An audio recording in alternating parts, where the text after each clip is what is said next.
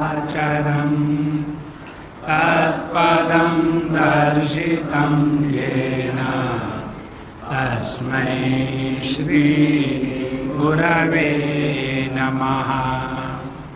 अज्ञानतिमिरान्धस्य ज्ञानाञ्जनशलाकया चक्षुरुन्मीलितं येन तस्मै श्री गुरवे नमः। गुरुर्ब्रह्मा गुरुर्विष्णुः गुरुर्देवो महेश्वरः गुरुरेव परं ब्रह्म तस्मै श्री गुरवे नमः। तस्मै श्री गुरवे नमः।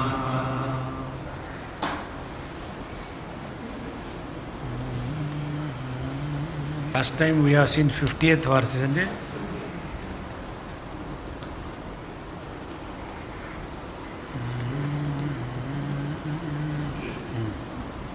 हम लोग 47वें श्लोक से पढ़ेंगे। सर्वं देहगतं द्रव्यं वियद्व्याप्तं मृगेक्षणे विभावयेत्ततस्तस्य भावना सा स्थिरा भवेत्। देहान्तरे त्वग्विभागम् भित्तिभूतं विचिन्तयेत्। न किञ्चिदन्तरे तस्य ध्यायन्न ध्येयभाग् भवेत्। हृद्याकाशे मिलीनाक्षः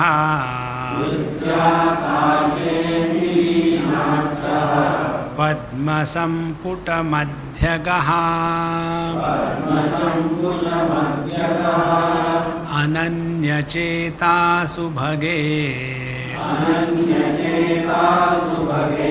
परं सौभाग्यमाप्नुयात्।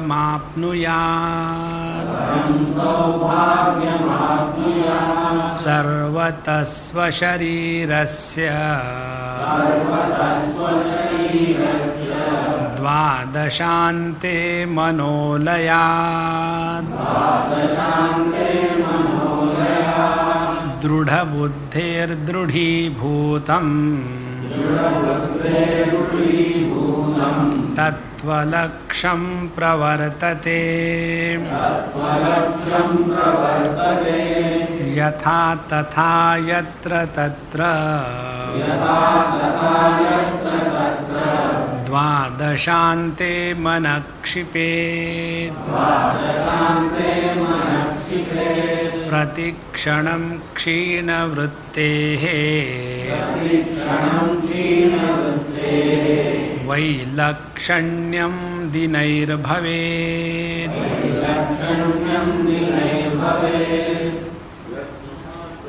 ऑल द प्रॉब्लम्स, सभी प्रकार की समस्याएं प्रारंभ हो जाती है जहां हमारा मन अभिव्यक्त होने लग जाए।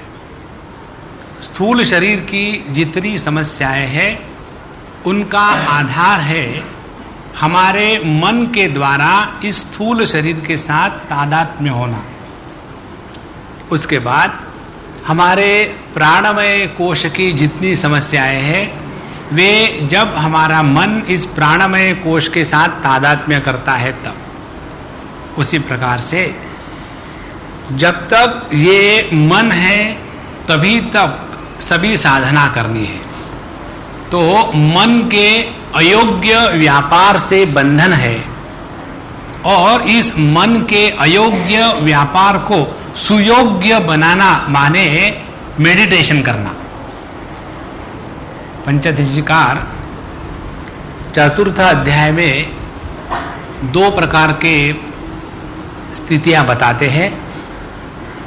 एक तो है ईश्वर सृष्टि, दूसरी है जीव सृष्टि। और ये जीव सृष्टि में भी 2 बातें हैं, एक शास्त्रीय जीव सृष्टि और दूसरी है अशास्त्रीय जीव सृष्टि। और इस अशास्त्रीय जीव सृष्टि में भी 2 बातें हैं, एक है तीव्र अशास्त्रीय जीव सृष्टि और दूसरी है मंद अशास्त्रीय जीव सृष्टि। तो तीव्र अशास्त्रीय जीव सृष्टि है काम क्रोध लोभ मोह मद मात्सर्य, इसके प्रभाव में आकर के कामी क्रोधी मदी इत्यादि बन करके अपने जीवन को चलाना। और जो अशास्त्रीय मंद जीव सृष्टि है वो है मनोराज्य की सृष्टि। एक समय प्रत्येक के जीवन में ऐसा आ जाता है कि जब काम इत्यादि क्रोध इत्यादि का कोई महत्व नहीं रहता, क्योंकि जैसे वयसि गते कहा विकारः क्षीणे वित्ते कहा संसारः। तो व्हेन ए पर्टिकुलर, जब कोई विशेष उम्र तक हम पहुंच जाते हैं तो वहां पहुंचने के बाद फिर ये छोटी मोटी चीजें कोई महत्व नहीं रखती, कोई परेशानी भी नहीं होती। लेकिन फिर एक बहुत बड़ी परेशानी खड़ी हो जाती है और वो है मनोराज्य की। और ये मनोराज्य में आदमी इतना उलझ जाता है, इतना फंस जाता है, और उसी के कारण जितने ये साइकोलॉजिकल प्रॉब्लम्स है, जितने ये डिप्रेशन, फ्रस्ट्रेशन, एक्साइटेशन, हिस्टेरिया, ये सभी के सभी मनोराज्य की ही अगली स्थितियां हैं। और इसीलिए यदि ये अशास्त्रीय मानसिक व्यापार के कारण हम बंधन में है, तो इस अशास्त्रीय मानसिक व्यापार को पहले शास्त्रीय रूप देना चाहिए। तो शास्त्रीय रूप क्या है? तो पंचदशीकार बताते हैं शास्त्रीय रूप ये है कि तत्व के चिंतन में अपने वृत्तियों को लगाना, वो भी वृत्तियां ही है। काम क्रोध लोभ ये भी वृत्तियां है, लेकिन इन 2 वृत्तियों का फर्क क्या है कि काम क्रोध मनोराज्य इत्यादि वृत्तियां बंधन कारक है, और वो वृत्तियां जो शास्त्र सम्मत विचारधारा है वो हमको विचारों से छुटकारा देती है। और इसीलिए पहले जब हम शास्त्रों का अध्ययन करते हैं, उसके बाद जीव क्या है, जगत क्या है, ईश्वर क्या है, इनकी भेद की स्थिति क्या है, इनका आपस में संबंध क्या है, इसमें एक दूसरे पर किस प्रकार से अवलंबन है, और इन सब का जो अधिष्ठान मय के रूप में इनसे अस्पृष्ट है, इनके द्वारा स्पर्शित नहीं होता, वह मैं हूं, इसको पहुंचने के लिए जो विचारधारा है, उस विचारधारा को कहते हैं हम शास्त्रीय जैव द्वैत जगत में है। वह जगत जो जीव के द्वारा निर्माण है, लेकिन ये कैसा है? शास्त्रीय है। तो इस शास्त्रीय जीव के द्वैत में रहने की प्रक्रिया को ध्यानाभ्यास बताया है। तो इसमें हमारा मन जो अनेक प्रकार के विचार विकारों में फंसता है या नष्ट हो जाता है, घूमते रहता है, तो इस मन को अब डिसिप्लिन करके बताते हैं। जैसे हमारा मन किसी विषय को पकड़ लेता है, उसके पीछे फिर अनेक प्रकार के संकल्प विकल्प, और फिर उस वस्तु को हम इतना महत्व देने लग जाते हैं कि मानो वो वस्तु सत्य है और हम उस पर अवलंबित है, और इसी को कहते हैं बंधन। अब क्या करना है? इस मन को चारों तरफ से हटाने के बाद इस मन को एक ही मालूम है कि सो जाओ, तो इस मन को सोने नहीं देना। यदि सोने नहीं देगा तो फिर इस मन को कोई ना कोई तो भी काम चाहिए। इसीलिए इस मन को ये धारणा का अभ्यास बताया गया है। और ये विचारधारा धारणा किस प्रकार से है? जैसे अब पिछले बार तक हमने 50वें श्लोक तक देखे थे, 27वीं धारणा, अब ये अगली 28वीं धारणा है। इस धारणा में हम अपने वृत्ति के प्रवाह को इस प्रकार से मोड़ देते हैं कि जिसके द्वारा यह वृत्ति समाप्त हो जाए। जैसे नदी बहते बहते जब समुद्र में पास पहुंच जाती है तो उसका समुद्र में जो मिलना है वहां किसी प्रकार की आवाज नहीं है, किसी प्रकार का विरोध नहीं है। उसी प्रकार से हमारी वृत्तियों का विषय जब तत्व होता है तो धीरे धीरे धीरे ये तत्व वृत्ति का जो वृत्ति का भाग है वो समाप्त हो जाता है। जैसे नदी का नदीपन समाप्त हो जाता है लेकिन पानी ज्यों का त्यों है, उसी प्रकार से इस तत्व चिंतन में वृत्तियों का प्राधान्य होते हुए भी ये वृत्तियां समाप्त हो जाती है और जो वृत्ति रहित ज्ञान है उसी को तत्व कहते हैं। अब इस प्रक्रिया में बताते हैं यथा यथा यत्र यत्र द्वादशांते मनः क्षिपेत। ये जो ध्यान का अभ्यास की प्रक्रिया बताते हैं ये पार्ट टाइम जॉब नहीं है, ये बात हम सबको स्पष्ट समझनी है। अब हम सब लोग जितने भी यहां आने वाले हैं काफी छक्के मार चुके हैं और छक्के छूट चुके हैं, अब और कुछ बचा नहीं इस दुनिया में। अब ये दुनिया बहुत हो गई, इसीलिए यत्र यत्र यथा तथा जब जब मौका मिले काल के संदर्भ में यथा तथा जहां हो वहां नित्य निरंतर अपने मन को केवल परमात्मा के चिंतन में लगाना है। ये जब बात पक्की हो जाती है तो अपने आप सभी के सभी विषय टूट जाते हैं। जैसे उस दिन हम गए थे हॉस्पिटल में किसी को मिलने के लिए, किसी का हार्ट ऑपरेशन हुआ था। जब हम उनको मिलने के लिए गए तो मिल भी लिए, सब कुछ हो गया। वहां जाकर के आप कभी भी देखो किसी हॉस्पिटल में केवल वो व्यक्ति, उसकी बीमारी, उसको छोड़ करके दूसरा विषय होता ही नहीं, जैसी दुनिया समाप्त हो गई है। उसी प्रकार से साधक के जीवन में तत्व को छोड़ करके और किसी भी विषय का एक क्षण भी कोई भी महत्व जब नहीं रहता तब हम ध्यानाभ्यास प्रारंभ किए।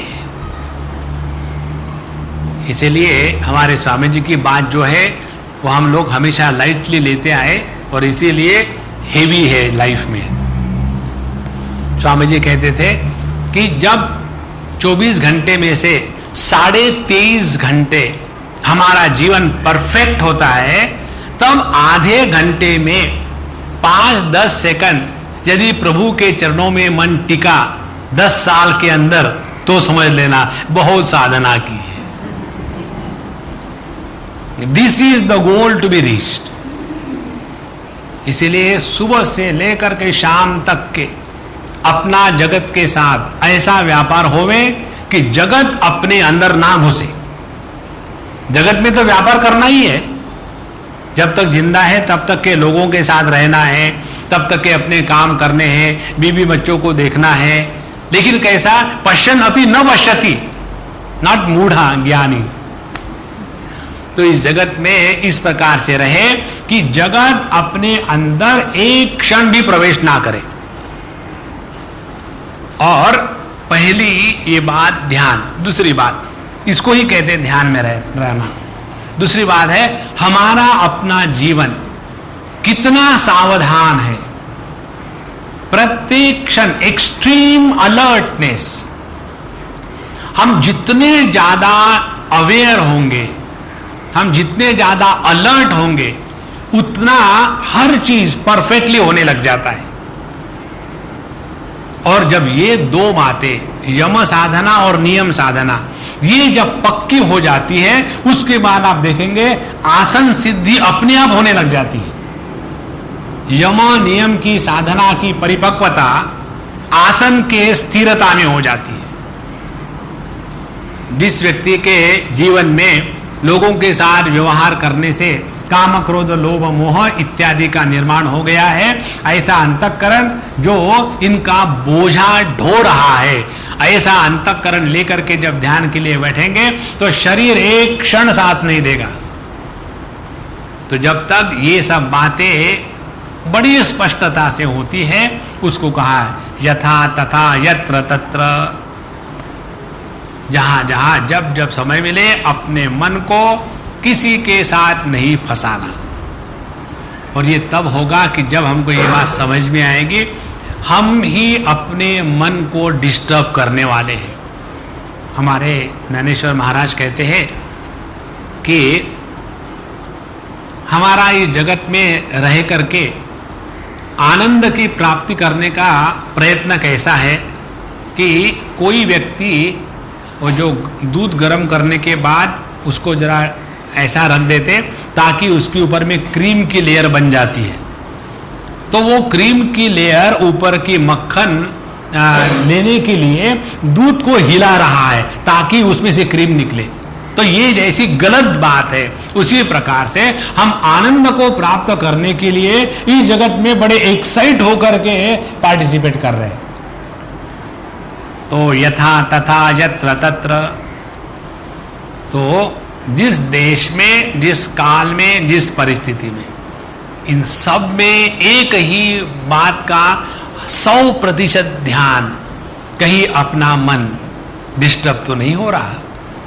ऐसे मन का वर्णन हमारे स्वामी जी 3 शब्दों में करते हैं, quite, alert and vigilant mind. शांत मन, शांत मन माने सोता हुआ नहीं, इसीलिए अलर्ट, क्योंकि मन शांत सोने में भी होता है अलर्ट। और विजिलेंट कैसा कि कहीं ये मन विक्षेप को तो प्राप्त नहीं हो रहा, तो विक्षेप रहित न सोता हुआ, किसी भी प्रकार के वृत्तियों के प्रभाव में न आया हुआ मन, इसके द्वारा परमात्मा का चिंतन हो सकता है।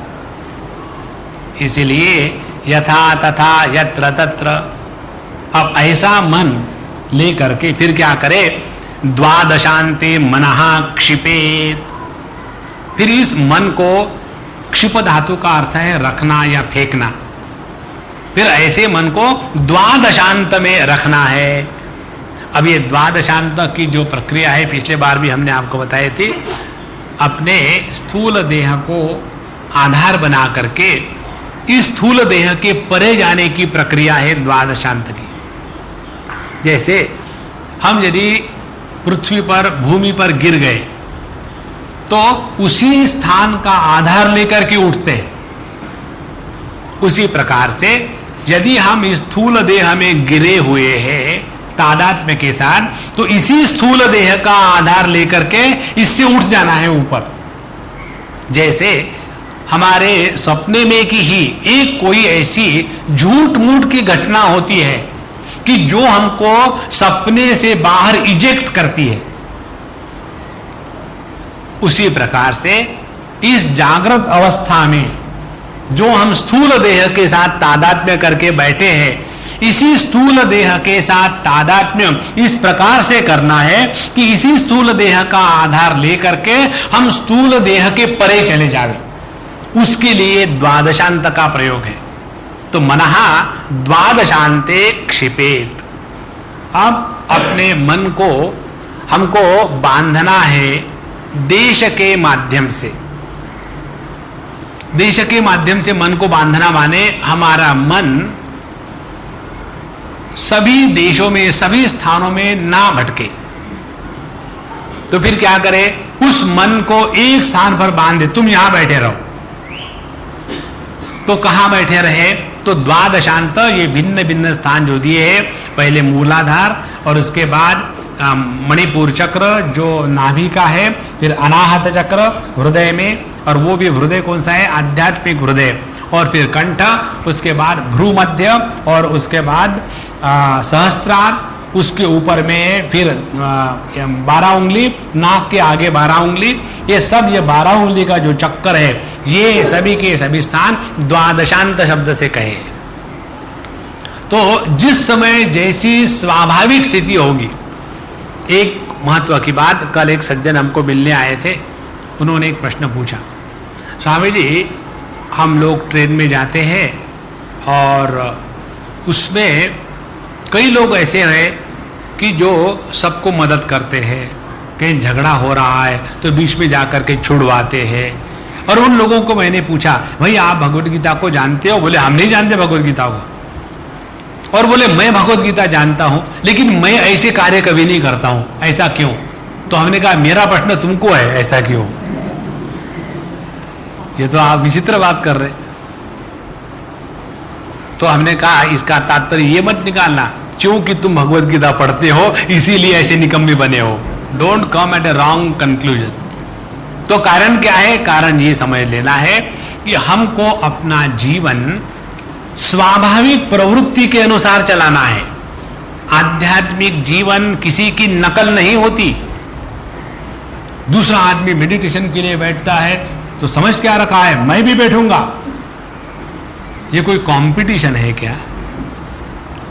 या यदि मैं ऐसा कर रहा हूं या कर रही हूं तो उनको भी ऐसा करना चाहिए। अरे खाने की बात कह सकते आप, लेकिन ध्यान का अभ्यास प्रत्येक व्यक्ति का व्यक्तिगत साधना होती है। वहां ऐसा नहीं कि जैसे कर्म कांड के लिए पति पत्नी साथ में बैठो, एक दूसरे के हाथ पकड़ के रखो और कर्म करते समय हाथ पकड़ के रखो और प्रोग्रेस करते समय टांग खींचो। वो तो ठीक है दुनियादारी में, लेकिन जब ध्यान के अभ्यास के लिए बैठते हैं तब केवल अपने स्वयं अकेले होकर बैठना है और उसमें जैसे अपनी स्वाभाविक प्रवृत्ति है उसके अनुसार चलाना है। इसीलिए जिस व्यक्ति की स्वाभाविक प्रवृत्ति कर्म करने में है उसको कर्म के द्वारा ही अपने स्वरूप को प्राप्त करने की क्षमता प्राप्त करनी है। जिसका स्वाभाविक मन का प्रवाह भक्ति में है वो उस प्रकार से चले। किसी का स्वाभाविक प्रवाह ज्ञान का अपने स्वरूप चिंतन में है। इस प्रकार से अपने जीवन को चलाना है, दूसरे को देकर के मिमिक्री नहीं करनी। तो हमने उनको बताया महाराज आपको ये करने में कभी प्रेरणा होती नहीं क्या? बोले नहीं कभी लगता नहीं। नहीं लगता तो मत करो। किसी डॉक्टर ने बताया है क्या? नहीं बताया। इसलिए अपने मन को स्वाभाविक प्रवृत्ति के अनुसार जहां जिस दिन मन सहज जाकर के स्थिर हो जाए वहां उसको बैठाना। ये इतने सब स्थान द्वादशांत हमको मालूम है। अब कभी हृदय में सहज मन बैठ जाता है। हमने कितने बार देखा है, एक आध बार जब हम जबरदस्ती करते हैं अपने पर, ऐसे सोचते आज भगवान का ध्यान हम अपने कपाल में करेंगे, उस दिन होता ही नहीं। कोई भी संकल्प लेकर के ध्यानाभ्यास प्रारंभ नहीं होता। सभी संकल्पों का त्याग कर दिया, जाके बैठो निठल्ले होकर के, तब प्रभु अपना कार्य शुरू करता है। जैसे ऑपरेशन के लिए जब हम जाते हैं तो जबरदस्ती से क्यों ना हो, डॉक्टर लोग क्या करते हैं कि एकदम हमको ऐसा ढीला छोड़ देते हैं कि फिर वो चाहे हमारा लीवर निकाल के फेंक दे या हार्ट निकाल के फेंक दे, हमको कोई सवाल ही नहीं। उसी प्रकार से अपने आप को संपूर्णता से प्रभु के हवाले करते हैं। और ये करना माने जब हम अपना ध्यानाभ्यास प्रारंभ करते हैं उसमें किसी भी प्रकार के प्री फॉर्म नोशन नहीं होनी चाहिए। ये तो पिछले बार का ध्यान इतना बढ़िया हुआ था, let me try the same thing. दूसरे बार वैसी चाय नहीं बनती, ध्यान थोड़ी रखने वाला है। इसीलिए यदि हम इस संकल्पों को, इस कल्पना को लेकर के बैठे वैसा होगा तो हम अपने मन के बंधन में आ रहे हैं। इसीलिए यहां कहा यथा तथा यत्र तत्र मनः द्वादशांते क्षिपे। शांत होकर के बैठ ले, अपने आप मन का जैसा नॉर्मल प्रवाह चल रहा है, कभी मन आकर के हृदय में स्थिर होगा, कभी कंठ में, कभी भ्रू मध्य में, कभी सहस्त्रार में, कभी द्वादशांत में नाक के बाहर। इस प्रकार से जहां भी होगा वहां रहने दीजिए। फिर वहां से उसको जबरदस्ती तो वहां क्यों गए, ऊपर आ जाओ। अरे कोई बच्चा है क्या? इसीलिए बच्चे परेशान होते हैं। जो भी वो करेंगे वो गलत है। उसी प्रकार से हम भी अपने मन को इतना चिढ़ाते हैं, परेशान कर। तो यथा तथा यत्र तत्र द्वादशांते मनः क्षिपेत्। इसके द्वारा क्या होगा, मन का देश को लेकर के जो भटकना है उसके ऊपर पाबंदी आ गई। अब ये मन देश का माध्यम लेकर के इधर उधर नहीं भटकेगा। इसको ठीक से समझ लेना, सब बहुत ही सूक्ष्म विचार है। दूसरा, हमारा मन काल का आधार लेकर के भ्रमण करता है। काल का आधार लेकर के भ्रमण कैसा करता है, या तो हमको पिछली कोई बातें याद आ जाती है। एक वो जमाना था जब हम ध्यान के लिए बैठते थे तो जमीन से 6 फुट ऊपर उठ जाते थे, और एक जमाना ये है अब ध्यान के लिए बैठते हैं तो 6 फुट ऐसे लेट जाते हैं, पता नहीं क्या हो गया। तो जहां हम काल के प्रवाह में बह जाएंगे तो हम फिर इस मन के शिकार बन गए। इसीलिए दूसरा शब्दों कहा है कि यत्र तत्र, जहां भी हो मन को ये एकदम सिद्धांत लगा देना है कि ध्यान करने के पहले हम कुछ बने नहीं। कुछ नहीं बनना माने पूर्ण भूतकाल को हमने तिलांजलि दी। आज हम पहली बार ध्यान के लिए बैठ रहे हैं। आज तक जितना हुआ खत्म, नो अकाउंटिंग। यदि हम इसका जानबूझ करके अभ्यास करें, बीइंग अवेयर ऑफ दिस, तो उसमें क्या होगा, हम कुछ बनेंगे नहीं। यदि हम कुछ बने नहीं तो भूतकाल का प्रभाव हमारे मन पर नहीं होगा, और यदि भूतकाल का प्रभाव हमारे मन पर नहीं होगा तो भविष्य काल का भी प्रभाव उतनी ही मात्रा में कम हो जाता है। क्योंकि भूत भविष्य का जो रिलेशनशिप आप देखें, जिसका भूत लंबा होता है उसका भविष्य वरीड होता है, और जिसका भूत छोटा होता है उसका भविष्य में वरी नहीं होती। छोटे बच्चे को देख लो, उनका भूतकाल छोटा सा होता है, 2 साल 3 साल 4 साल। उनको आगे जाके क्या होने वाला है पता नहीं। This governments are doing like this thing and children will say, but papa you are not going to live, we are going to live that time, why you are worried. तो ये भूत भविष्य का जो रिलेशन है एकदम विचित्र है। तो यह काल को रोकने का तरीका यत्र तत्र, जहां है वहीं रहो, पीछे को नहीं खींचे और आगे ना जावे। इस 2 प्रकार को लेकर के फिर मनः, तीसरी बात द्वादशांते क्षिपे। अब इस मन को कोई एक आधार चाहिए।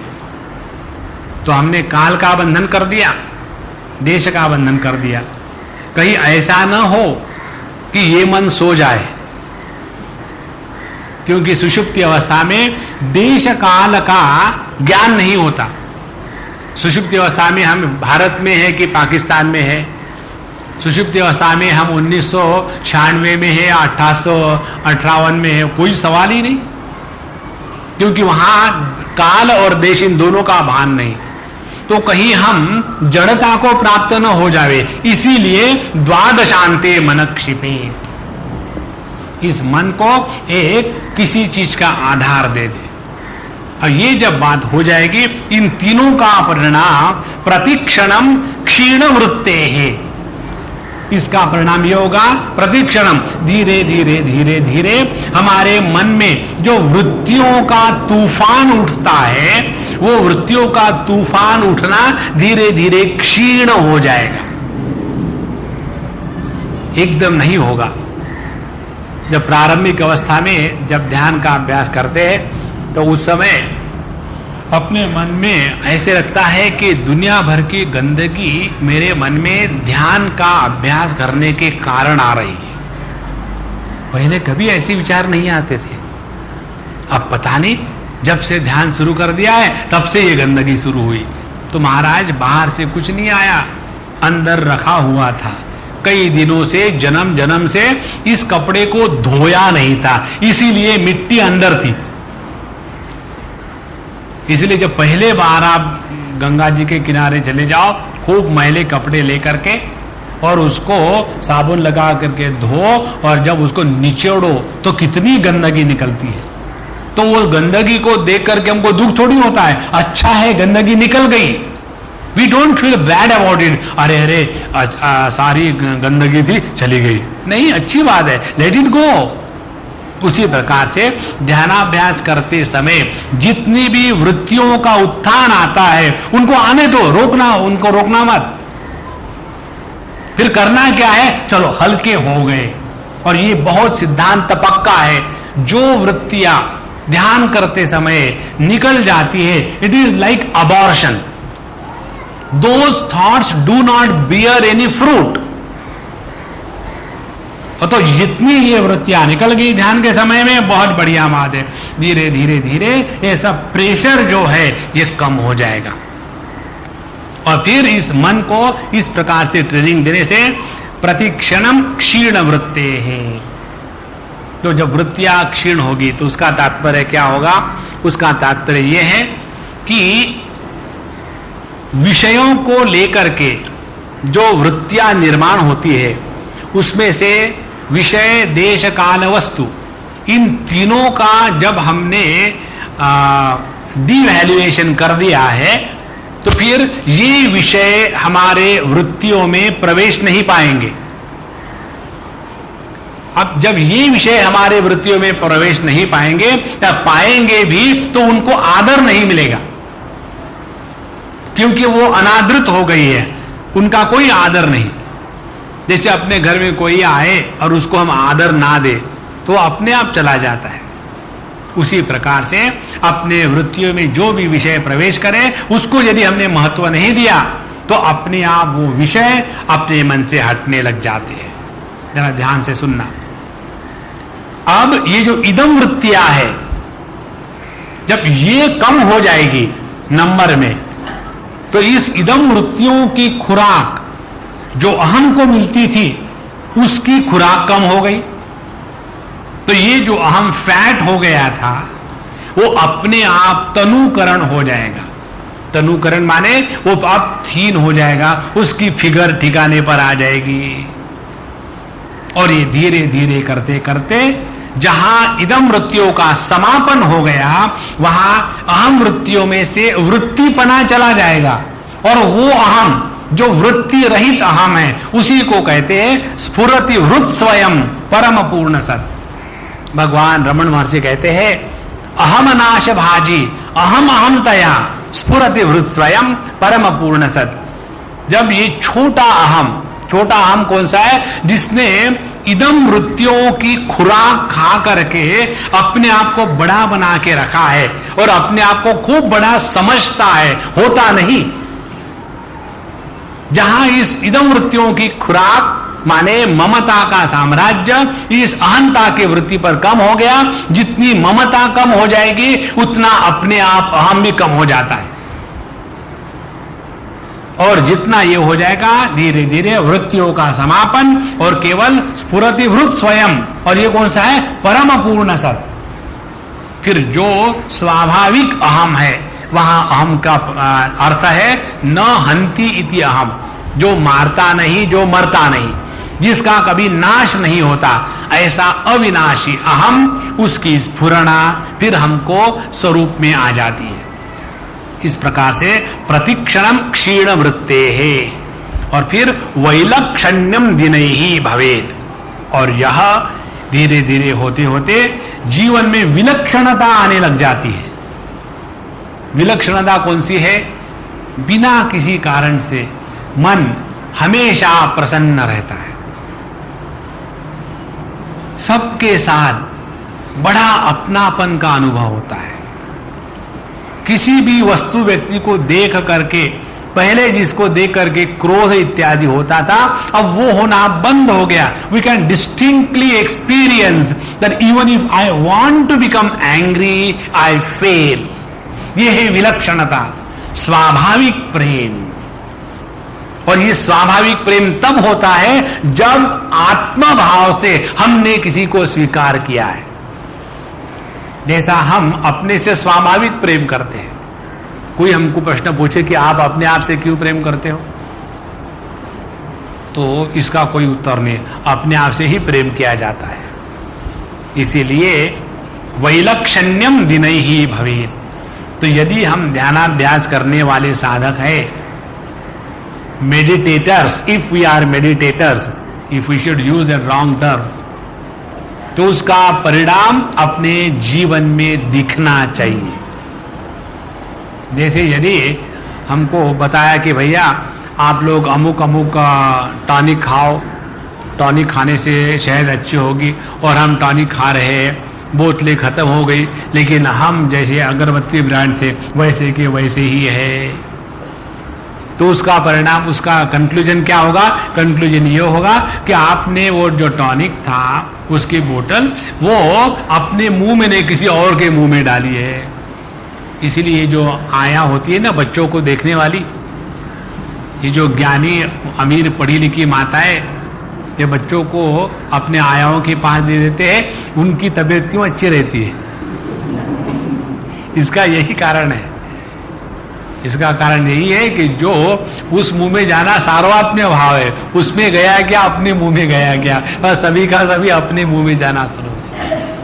तो यदि हमने अपने जीवन में ध्यान का नित्य से अभ्यास किया तो उसके जीवन में वैलक्षण्यम दिनैहि भवेत्, उसका परिणाम जीवन में स्पष्ट दिखता है।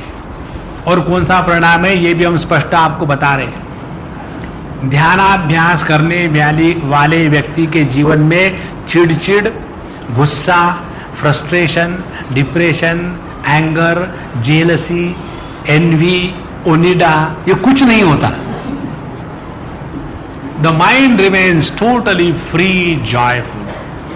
और फिर उसमें दूसरे के अच्छाई में, दूसरे की यदि कोई प्रगति हो गई, दूसरे का भला हुआ, तो उसमें उतना ही आनंद होता है जितना अपना भला होने में होता है, क्योंकि अब सार्वत्म्य भाव की स्थिति आ रही है। अब देखो, इसका अनुभव करना है तो एक उदाहरण से, जैसे अपना स्वयं का पुत्र जब समझो बिजनेस में या पढ़ाई में अपने से आगे बढ़ा तो किसी भी बाप को जेलसी नहीं होती, अच्छा लगता है। जब मैं स्कूल में था बड़े मुश्किल से 8वीं पास कर पाया, लेकिन मेरा लड़का है ना अब ये डॉक्टर बन गया है, तो उसके प्रगति में हमको आनंद क्यों होता है? क्योंकि उसके साथ आत्मीयता है, वो मैं ही हूं। इसी प्रकार से जब हमने ध्यानाभ्यास किया और इसके परिणाम स्वरूप यदि हम इस परिच्छिन्नता से हट करके सार्वत्म्य भाव को यदि प्राप्त हो रहे हैं तो आप देखेंगे अपने जीवन में किसी भी वाक बोलने में कहीं भी कुछ भी विषय, अपना विषय कभी नहीं आएगा। आप देखो, इसको जरा गौर से देखो। आप साधु संत वही होते हैं जब हम उनके पास जाते हैं तो हमारे बारे में पूछते हैं, हमारी परेशानियों की फिक्र करते हैं, वो हमारे ही सुख में सुख अनुभव करते हैं। हमको कुछ हुआ तो उसी के द्वारा दुखी होते, उनका अपना जीवन तो होता ही नहीं। इसीलिए हमको साधु संत अच्छे लगते हैं। और कोई अपने जैसा हो वहां जाकर के बताए, भाई मेरे कमर में दर्द है, तुम्हारे कमर में, मेरे गर्दन में, माने तुमसे मैं बड़ा हूं, तुम्हारी कमर नीचे है, गर्दन ऊपर है, हद हो गई शराफत के। उसमें भी कोई कंपटीशन है। इसीलिए प्रतिक्षणम क्षीण वृत्ते है, तो क्षीण वृत्ति का वैलक्षण्य क्या यही है। जितना हम इस विचारों के प्रभाव से छुटकारा पाएंगे उतना मन प्रसन्न रहेगा। भगवान द्वितीय अध्याय में कहते हैं, प्रसादे सर्व दुखानां हानिरस्योपजायते प्रसन्न चेतसो ह्याशु बुद्धि परि मीन्स परमात्मनि अवतिष्ठते। तो यह जो प्रसाद बुद्धि है, प्रसाद बुद्धि को निर्माण करने के लिए ये ध्यानाभ्यास किया जाता है। और प्रसाद बुद्धि माने क्या? जैसे हम भगवान का प्रसाद लेते हैं तो उस समय हमारी बुद्धि की क्या स्थिति है? उस समय हम प्रसाद को स्वीकार करते हैं, पहली बात। दूसरी बात, प्रसाद को आदर से स्वीकार करते हैं। तीसरी बात, प्रसाद के ऊपर में कमेंट्री नहीं होती। चौथी बात, हम प्रसाद को पाने के बाद अपने आप को कृतकृत्य स्वीकार करते हैं। यही बात जब अपने जीवन के प्रत्येक अनुभव के साथ होने लग जाएगी तो समझ लेना प्रसाद बुद्धि जागृत हो गई।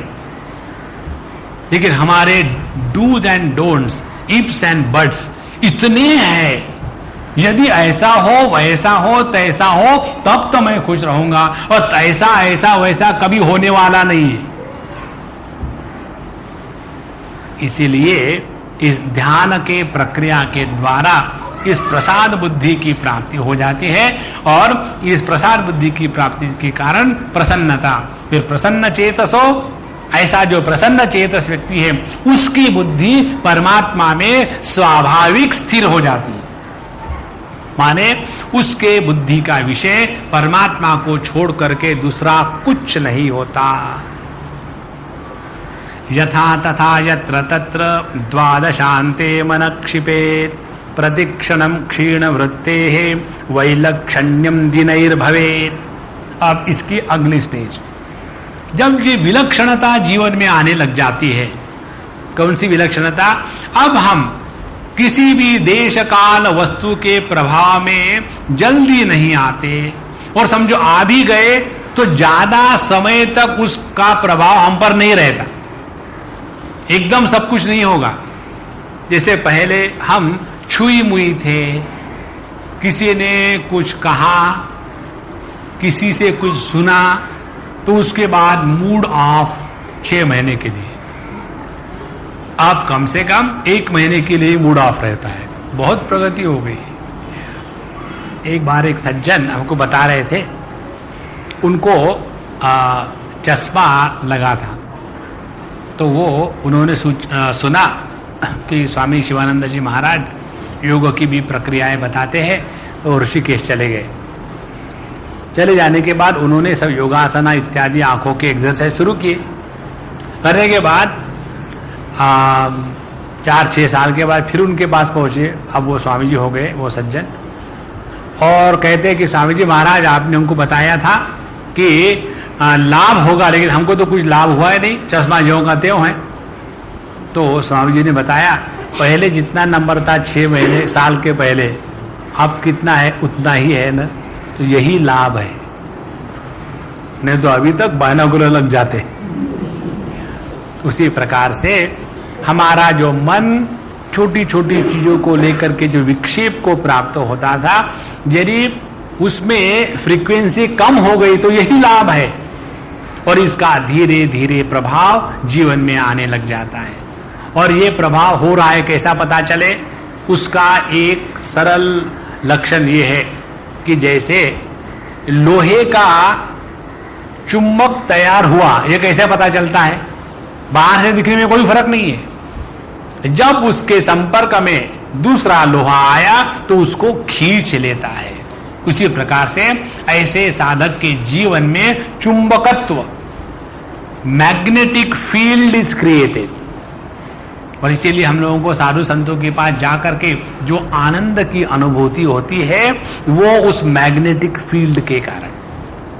यही है प्रतिक्षणम वैलक्षण्यम दिनैहि भवेत्। तो अपने उपस्थिति में यदि किसी को भी विक्षेप होते हैं तो समझ लेना अपने में विलक्षणता नहीं आई, विचित्रता आई है। हाँ, विचित्र मानुष है वो। तो उसके पास जाके बैठो तो बड़ा अनकंफर्टेबल लगता है। नारायणा प्रतिक्षणम क्षीण वृत्तेः वैलक्षण्यम दिनैर्भवेत्। यही बात भक्त के लक्षण में भगवान बताते हैं, यस्मान्नो द्विजते लोकः लोकान्नो द्विजते च यः।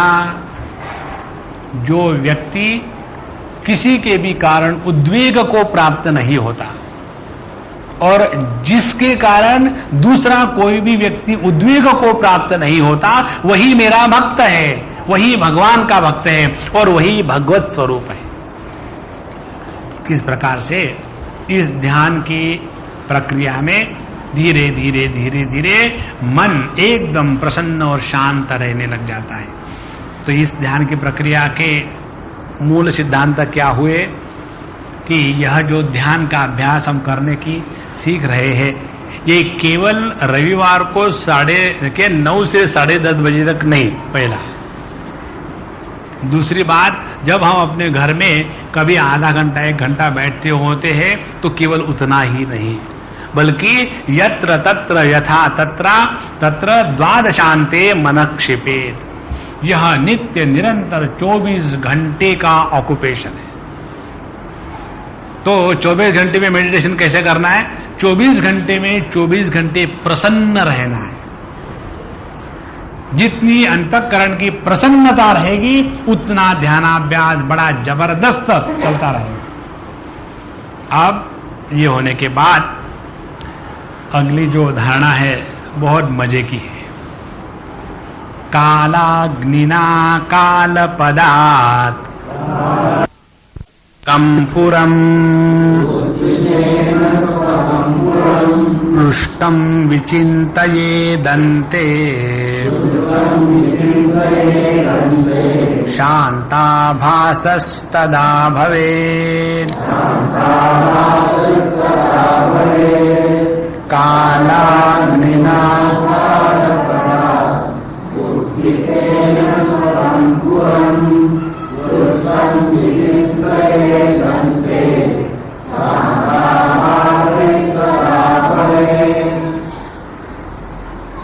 यह जो ध्यान की प्रक्रिया है इसमें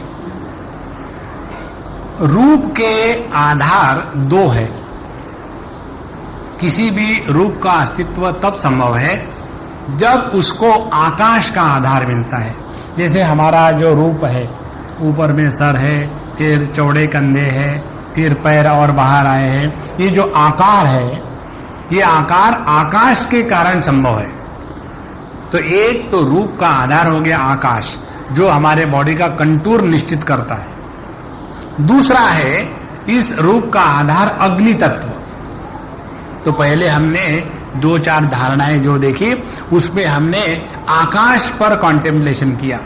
जैसे हमारे चारों तरफ केवल आकाश है, एक भी वस्तु नहीं है, ऊपर नीचे दाहिने बाएं। फिर दूसरा हमने ये देखा था कि हमारा जो शरीर है चमड़ी के अंदर में ये एकदम उसके अंदर कुछ भी नहीं है, केवल आकाश मात्र है। इस प्रकार से अंदर और बाहर आकाश मात्र है और बीच में ये चमड़ी की एक दीवार सी है। जब हमारा ध्यान इस आकाश तत्व पर जाएगा तो ये चमड़ी की दीवार भी डिसॉल्व हो जाएगी। फिर संपूर्ण अभाव को प्रकाशित करने वाला जो अस्तित्व है वह मैं हूं, ये अनुभूति आ जाएगी। तो रूप को लेकर के ये धारणा हमने 2-3 प्रकार से देखी थी पिछले 4-5 मंत्रों में। अब इसमें रूप को ही लेकर के ये नवी धारणा है। इसमें बताते हैं कि हम कालाग्निना कालपदात् उत्थितेन, कालपदात् उत्थितेन कालाग्निना। कालपद माने यह शास्त्रीय शब्द है। कालपद माने अपने दाहिने पैर का अंगूठा। जो गंगा जी निकली है, भगवान वामन जी ने जब एबनॉर्मल साइज ले लिया था तो सडनली वहां ब्रह्मा जी ने देखा, अरे ये पैर किसका आ गया, यहां तो किसका पैर आता नहीं। फिर उनको पता चला ये साक्षात नारायण भगवान का पैर है। तो उन्होंने अपने कमंडलू से भगवान के उस दिव्य चरण के दाहिने पैर के अंगूठे को नलाया था, उससे गंगा जी निकली है। तो यह जो दाहिने पैर का अंगूठा है उसको कहते हैं कालपद।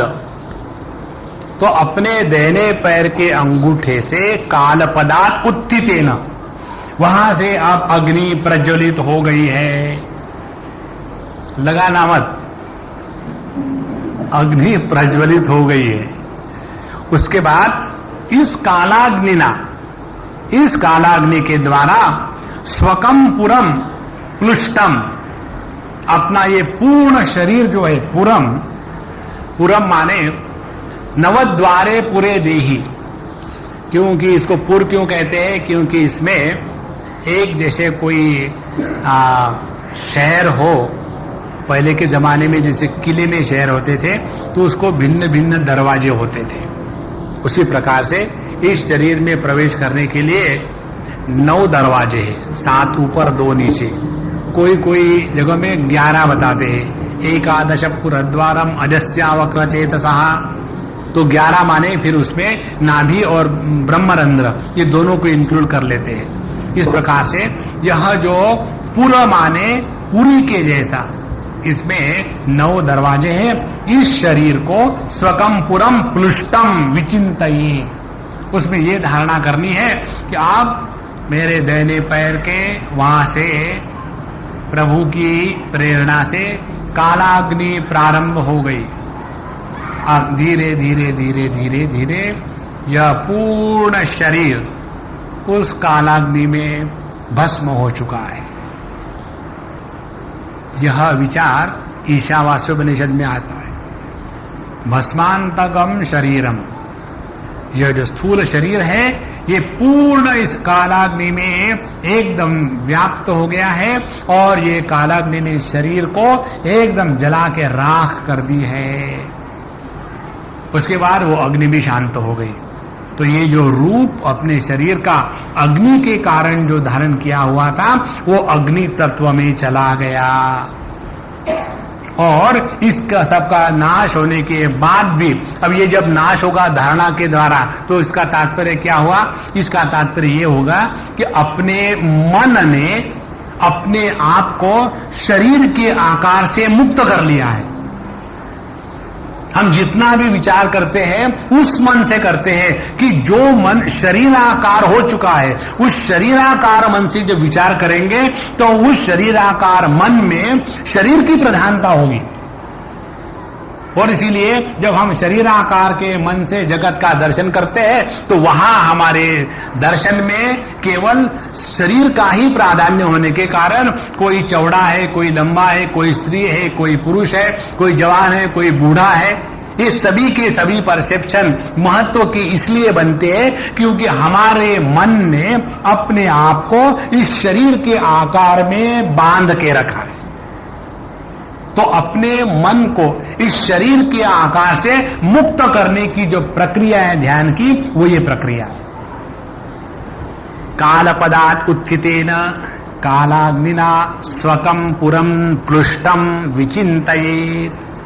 और इसका जब चिंतन करेंगे और ये चिंतन करते समय किसी भी प्रकार की निगेटिव कल्पना नहीं करनी। कहीं ऐसा ना हो समझो मैंने ऐसा किया और सचमुच आग लग गई तो चलो फोन रख लेते हैं, फायर ब्रिगेड का नंबर लगा करके सिर्फ रीडायल करना है, बाकी टाइम नहीं बर्बाद। नहीं, कुछ नहीं होगा। तो विचिंतयेत्, और ऐसा जब चिंतन करते रहेंगे अंते इस चिंतन का अंत क्या होगा? शांत आभासः। शांत आभास, आभास क्या है? भी हमको ऐसे लगता है कि हम केवल ये शरीर के ही आकार के हैं। इसी के कारण अनेक प्रश्न जो आते हैं उन प्रश्नों से पता चलता है कि प्रश्न पूछने वाला कहां फंसा है। जैसे एक बार एक व्यक्ति ने हमको कहा, स्वामी जी जब हम ध्यान का अभ्यास करते हैं तो ऐसे लगता है कि मैं ऊपर ऊपर उठ रहा हूं। अब जब ये वाक्य कहा कि ध्यान का अभ्यास करते समय मुझे ऐसे लगता है मैं ऊपर उठ रहा हूं, तो उसका मन कहां फंसा है?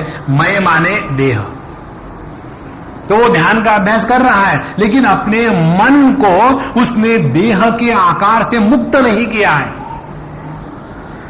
इसीलिए ध्यान की प्रक्रिया में ये बहुत आवश्यक बात है कि हमारा मन किसी प्रकार के आकार में बद्ध ना हो। आकार में बद्ध होने वाले मन से जब ध्यान की प्रक्रिया करते हैं तो उसके कारण भिन्न भिन्न प्रकार की विकृतियां मन में निर्माण हो जाती है। जैसे हमने किसी व्यक्ति के बारे में कोई दुराग्रह मन में कर लिया है तो अपने मन का दुराग्रह का आकार हो गया है। अब उस दुराग्रहित मन के द्वारा जब उस व्यक्ति के बारे में हम कुछ भी सोचेंगे तो कभी पॉजिटिवली नहीं सोच सकते क्योंकि मन का आकार दुराग्रह का हो चुका है। इसी प्रकार से जब हम ध्यान का अभ्यास करते हैं तो ध्यान का अभ्यास करने के पहले अपने मन को इस जो शरीर के आकार को धारण करके उसमें परिच्छिन्नता आ गई है उस परिच्छिन्नता से मुक्त करना पहली आवश्यक सीढ़ी है। इसके लिए ये प्रक्रिया है। कालपदात् उत्थितेन कालाग्निना स्वकं पुरं प्लुष्टम विचिन्तयेत्। अपना पूर्ण शरीर इस कालाग्नि के द्वारा अप्रज्वलित हो चुका है और धीरे धीरे धीरे अब ये भस्म हो चुका। अब इस शरीर का आकार समाप्त हुआ है। जहां शरीर का आकार समाप्त हुआ है, उसके बाद शांत आभास। आभास क्या है? आभास यह है कि मैं शरीर हूं। इस कल्पना को लेकर के जो हमने मैं की परिभाषा बनाई थी, यह गलत परिभाषा वाला जो मैं है उसका नाश हो जाएगा। जैसे हम किसी एक उपाधि को लेकर के अपने आप को मैं समझते हैं। जैसे एक बच्चा अपने परीक्षा की उपाधि को लेकर के, विद्यार्थी की उपाधि को लेकर के अपने रिजल्ट का इंतजार करता है, और उसमें यदि वो फेल हुआ तो मैं फेल हुआ, फिर मैं दुखी हुआ। तो दुखी कौन हो रहा है? मन नहीं हो रहा है।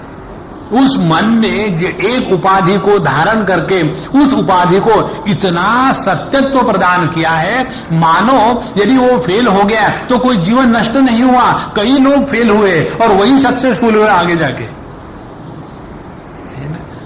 लेकिन उस व्यक्ति को ऐसे लगता है कि यही सब कुछ अंत है। उसी प्रकार से अपने किसी भी उपाधि में रह करके यदि हम ध्यान की प्रक्रिया को प्रारंभ करेंगे तो हम केवल आभास करेंगे ध्यान का। वो ध्यानाभ्यास नहीं होगा, वो ध्यान आभास होगा। ध्यानाभ्यास माने ध्यान का अभ्यास, और ध्यानाभास माने एन इल्यूजन ऑफ मेडिटेशन। इसीलिए शांत आभास तदा भवेत्। तो आभास का तात्पर्य है फिर ध्यान की प्रक्रिया में ये जो ध्यातृ है, ध्याता है, ध्यान करने वाला व्यक्तित्व है, वो शांत हो जाएगा। पंचदशी में आता है ध्यातृ ध्याने परित्यज्य ध्येयमेवावशिष्यते। ध्यान की प्रक्रिया में जो तीन जो कंपोनेंट है, ध्याता, ध्यान और ध्येय वस्तु, इस प्रक्रिया में पहले क्या त्याग करना है? ध्यान का त्याग नहीं करना, पहले त्याग करना है ध्याता का, कि मैं ध्यान कर रहा हूं। उसका जब त्याग हो जाएगा तो ध्यान करने वाला ही नहीं तो ध्यान कहां होगा? तो जहां ध्यान भी नहीं होगा, ध्याता भी नहीं होगा, तो जो ध्येय वस्तु है, जो ज्यों की त्यों है, अपने आप अभिव्यक्त ही है। इस प्रकार से शांत आभास, जहां हमने अपने इस परिच्छिन्न व्यक्ति को शांत कर दिया, तदा भवेत्, अपने स्वरूप का वहां दर्शन अपने आप हो गया। तो यह जो ध्यान की प्रक्रिया है, इसमें भैया पाना कुछ नहीं है, सब कुछ खोना ही खोना है। ये गणित, ये बार्गेन जिसको एक्सेप्टेबल है, वही ध्यानाभ्यास करे। कोई ये कल्पना करे ध्यान करने के बाद लॉटरी का टिकट लगेगा, गारंटी है नहीं लगेगा। श्रीमद् भागवत में एक कथा आती है। परीक्षित जी पूछते हैं सुखदेव जी से, भगवान ये बताइए कि शिव जी के जितने भक्त हैं वो बड़े अमीर होते हैं। जैसे रावण शिव जी का भक्त था, जो भस्मासुर था, वृकासुर, वो भी बड़ा ऐश्वर्य वाला था। ये जितने शिव जी के भक्त हैं, और शिव जी कौन है? वो फटीचर है, उनके पास कुछ भी नहीं, ठीक कपड़े तक नहीं। उनको, उनके पत्नी को, उमा को, जब ये सप्तर्षि गए थे बताने के लिए कि तुम किसके चक्कर में पड़ी हो, उस शिव जी का ध्यान करके उससे शादी करना चाहती हो, उस चक्कर में मत पड़ना। उनके यहां जाकर शादी करके जाओगी तो कंघी नहीं मिलेगी बाल करने के लिए, क्योंकि उनकी जटाएं है, बाकी की तो बात छोड़ो।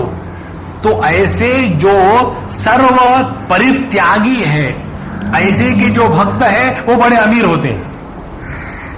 और विष्णु भगवान, नारायण भगवान, ये लक्ष्मीपति है, उनका जो भक्त होता है उसको दरिद्री बनाते हैं। ऐसी विचित्र बात क्यों है? वहां परीक्षित जी ये प्रश्न पूछते हैं। तो उसका कारण यही है कि शिव जी ज्यादा परेशानी लेना नहीं चाहते। कोई कहता है मुझे ये चाहिए, ले ले, भाग यहां से, डोंट डिस्टर्ब मी। लेकिन विष्णु भगवान ये है जितना है हमारे पास है सब ले लेंगे। इस प्रकार से जब हम निष्कांचन संपूर्ण निरभिमान हो जाएंगे तो वही परमात्मा हमारे माध्यम से अभिव्यक्त होने लग जाते हैं। तो यह जो ध्यान की प्रक्रिया है इसमें सब कुछ हमको लुटा देना है, और जो व्यक्ति सब कुछ लुटाने के लिए तैयार नहीं है वो व्यक्ति योगक्षेमान मंदहा प्रेयो वृणीते।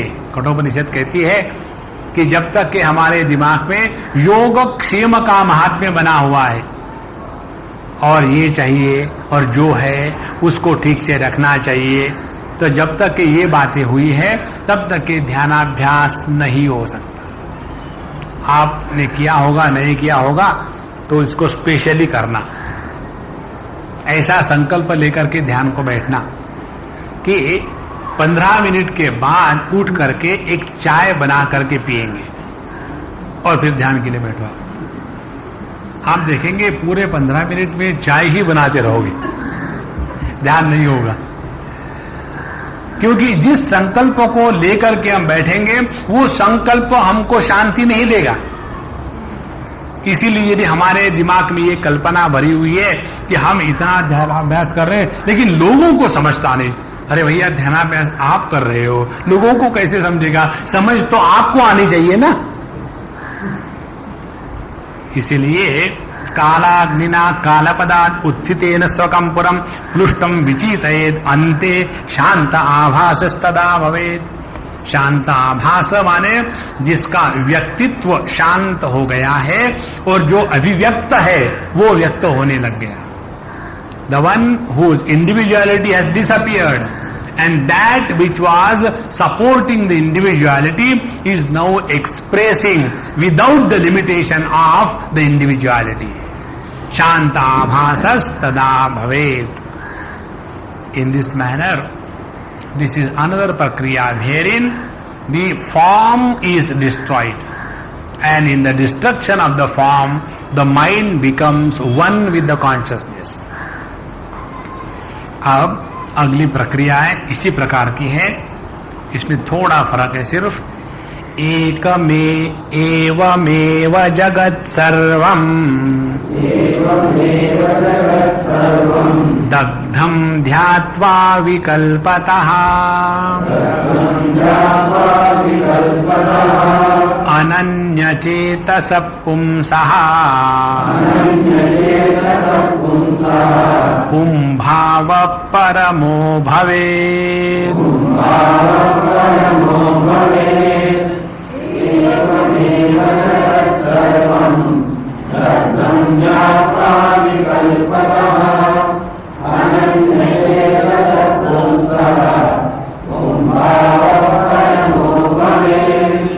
पिछले धारणा के अभ्यास में यदि कुछ कमी रह सकती है किसी साधक के दिमाग में तो ये है कि मैंने तो ध्यान के द्वारा कालाग्नि को प्रज्वलित करके अपने स्थूल देह का समापन कर दिया, अब मैं स्थूल देह रहित हूं। अरे महाराज, मैं भले ही स्थूल देह रहित हूं लेकिन बाकी की पब्लिक का तो देह है। ये जगत तो नाम रूपात्मक अभी बना हुआ है ना, उसका क्या होगा? और इस प्रकार के संदेह को विचार को निकालने के लिए ये अगली धारणा है। एवं एव माने इसी प्रकार से, किस प्रकार से? काल पदार्थ उत्थितेन कालाग्निना, अपने कालपद से जागृत अग्नि के द्वारा, कालाग्नि के द्वारा सर्वम जगत दग्धम, संपूर्ण जगत जल के खाक हो गया है। इस प्रकार का ध्यान करके ध्यात्वा विकल्पतः, ये सभी प्रकार के जो कल्पना है, सभी प्रकार की वृत्तियां है, वो एकदम समाप्त हो गई। विकल्पतः अनन्य चेतसः पुंसः, फिर ऐसा जो व्यक्ति है जिसके अंतःकरण में किसी भी प्रकार के विकल्प वृत्तियां, इनका व्यापार है ही नहीं, और फिर उसकी वृत्तियां कहाँ जा रही है? केवल पुंसः परमो भवे, फिर उसकी वृत्तियों को अब कोई भी विषय नहीं मिला, जब इन वृत्तियों को कोई भी विषय मिलता नहीं तो वो अपने स्वरूप में अपने आप समा जाती है। जैसा शकुनी पक्ष का दृष्टांत आता है उपनिषदों में। एक शकुनी पक्ष को समझो जैसे जहाज का उदाहरण आता है और एक पेड़ का उदाहरण आता है। तो जैसे जहाज पर बैठने वाले जो पक्षी है वो जहाज के साथ चलते हैं और सुबह हो गई तो फिर उड़ते हैं और समुद्र के मछलियों को पकड़ने के लिए। लेकिन कब तक उड़ते रहेंगे? जब उनके पंख थक जाते हैं फिर आकर के उसी जहाज का सहारा लेते हैं। उसी प्रकार से अपना यह जो मन है ये सब जगत में दौड़ता भागता रहता है और भागने के बाद फिर अपने स्वरूप में आकर के बैठ लेता है, तब ये फिर रिचार्ज हो जाता है। उसी प्रकार से जब अपना मन उसने इस कालाग्नि के द्वारा अपने स्थूल शरीर को माने अपने नाम रूप का त्याग किया, उसी प्रकार से संपूर्ण जगत के नाम रूप का त्याग किया।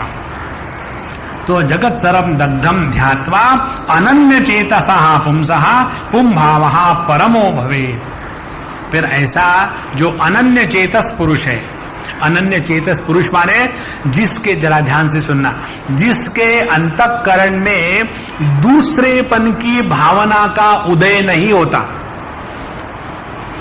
The sense of otherness is called as thought. That consciousness where a sense of otherness takes place, that is called as thought. तो अनन्य चेतस्मिन जहां दूसरेपन की भावना का संपूर्ण अभाव है उसको कहते हैं परमः पुंसः भवेत्, पुंभावः भवेत्। वह अपने परम स्वरूप को प्राप्त हो जाता है। परम स्वरूप क्या है? जहां कोई भी दूसरा नहीं, एकमेवा द्वितीय।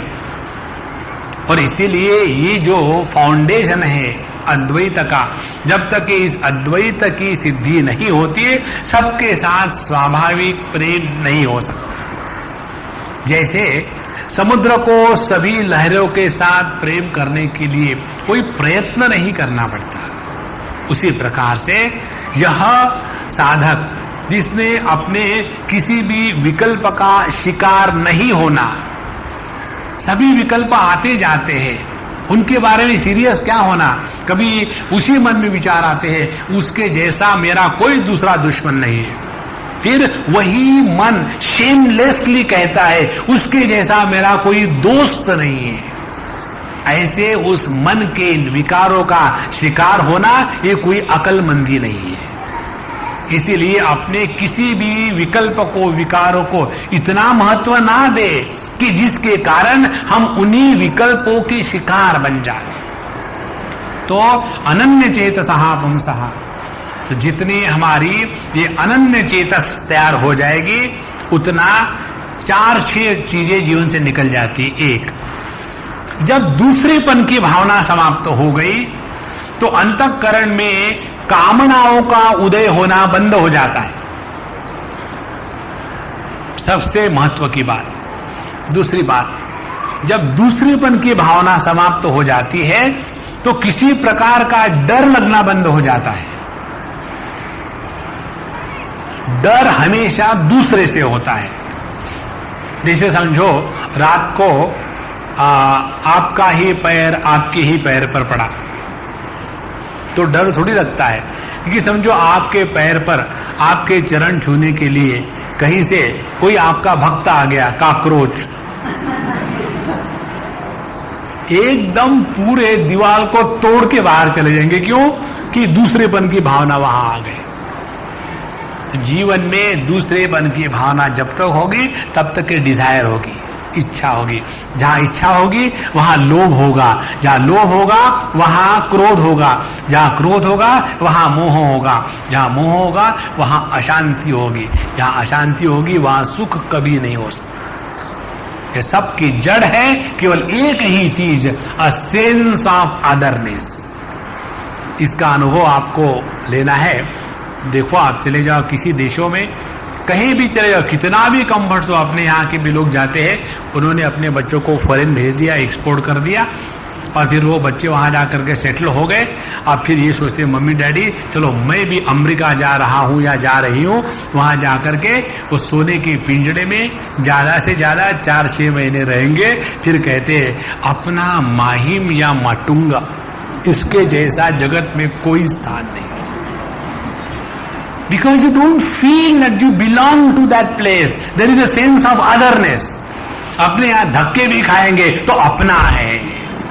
जहां अपने अंतःकरण में इतना भी दूसरेपन का अभाव है, वहां जीवन में ध्यानाभ्यास इत्यादि की कल्पना ही नहीं हो सकती। इसलिए यहां एवमेव जगत सर्वम दग्धम ध्यात्वा विकल्पतः, तो जैसे हम अपने नाम रूप का त्याग कर चुके हैं, उसी प्रकार से जगत के सभी नाम रूप जो सभी भेदों का आधार है, उन सभी नाम रूप का जब हमने इस कालाग्नि में जला करके खा कर दिया है, तो केवल वह जो तत्व सभी नाम रूपों का आधार होते हुए भी जिसका कोई नाम नहीं, कोई रूप नहीं, और इसीलिए वो सभी नामों में है, सभी रूपों में है। तो पहली प्रक्रिया व्यतिरेक की, दूसरी प्रक्रिया अन्वय की। जिसका अपना कोई नाम रूप नहीं, उसी को आप कोई भी नाम दे दो, कोई भी रूप दे दो। इसलिए एवमेव जगत सर्वम दग्धम ध्यात्वा विकल्पतः अनन्य चेतसः पुंसः पुंभाव परमो भवेत्। ये जो परम पुंभाव है, परम पुरुषत्व जो है, इसी परम पुरुषत्व को कहते हैं उत्तमः पुरुषः तु अन्या। यही है उत्तम पुरुष, इससे बढ़कर के और कुछ जीवन में प्राप्ति नहीं है, और ये अपना स्वरूप है। इसीलिए जिसके कारण दूसरेपन की भावना हो जाती है, वो दो हमारे दुश्मन है, नाम और रूप, जिसके कारण हम भेद निर्माण करते हैं। तो इस ध्यान की प्रक्रियाओं में हम शांत होकर के बैठ लिए। बैठने के बाद अपने मन में अब यह भावना जागृत करिए, अब मेरे दाहिने पैर से कालाग्नि प्रज्वलित हो चुका है, और धीरे धीरे धीरे धीरे यह संपूर्ण शरीर पैर से लेकर के सर तक के अब यह पूर्ण समाप्त हुआ, और इस शरीर के इस नाश को देखने वाला मैं अविनाशी नित्यो नित्यानाम, मैं ज्यों का त्यों हूं। अब यह कालाग्नि केवल मुझे ही दग्ध करके चुप नहीं, अब यह कालाग्नि और बढ़ रही है, और इसके द्वारा इस संपूर्ण जगत के नाम रूप एक के बाद एक नष्ट हो रहे हैं। अब इन सब का प्रकाशक केवल मैं, जिसमें किसी भी प्रकार के भेद करने का आधार नाम रूप, इनका कहीं भी नामो निशान नहीं। ऐसा विकल्प रहित मैं नित्य ऐसा ही हूं। मुझे यह बनना नहीं पड़ा, यही मेरा स्वरूप है, यही मेरी वास्तविकता है।